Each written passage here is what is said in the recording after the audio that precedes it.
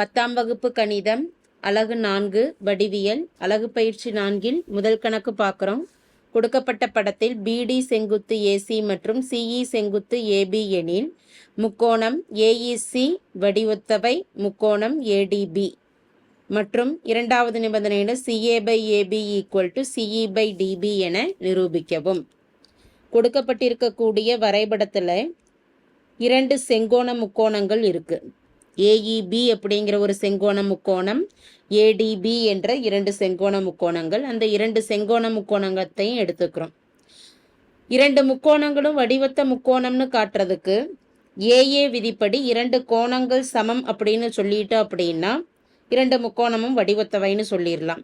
அந்த வடிவத்த முக்கோணம்ங்கிற நிபந்தனையில இருந்து இரண்டாவது நிபந்தனையை நம்ம நிரூபிச்சிடலாம். முதல் சப்டிவிஷன்ல படத்திலிருந்து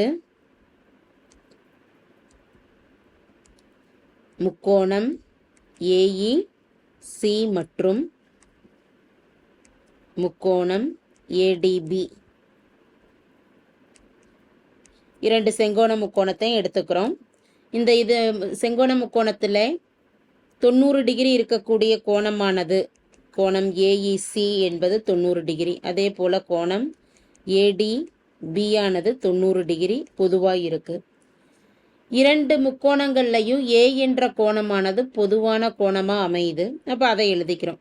கோணம் EAC AECங்கிற முக்கோணத்தில் ஏங்கிற கோணம் EACன்னு சொல்லலாம். அதே போல் மற்றொரு முக்கோணத்தில் DAB A என்ற கோணங்கள் சமம். பொது கோணம்.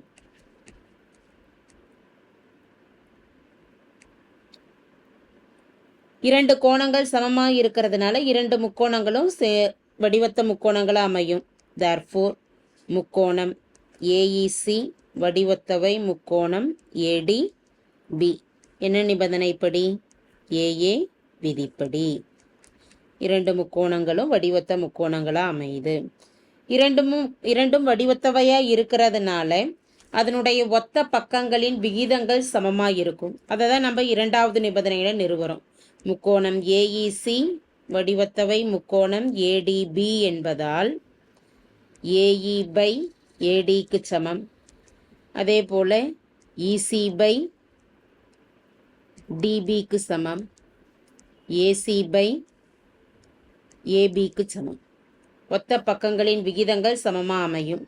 இங்கே நமக்கு நிறுவ வேண்டிய நிபந்தனையில் CA/BAன்னு இருக்குது. அதாவது இந்த மதிப்பும் CE/DBயும் இருக்குது. அது இரண்டாவது மதிப்பு. இதை நம்ம மாற்றி எழுதிக்கலாம். EC என்பதை CEனும் DBயை அப்படியே எழுதிக்கிறோம்.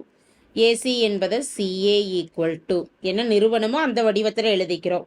அப்போ CA/BA = CE/DB என நிரூபிக்கப்பட்டது. தேங்க்யூ.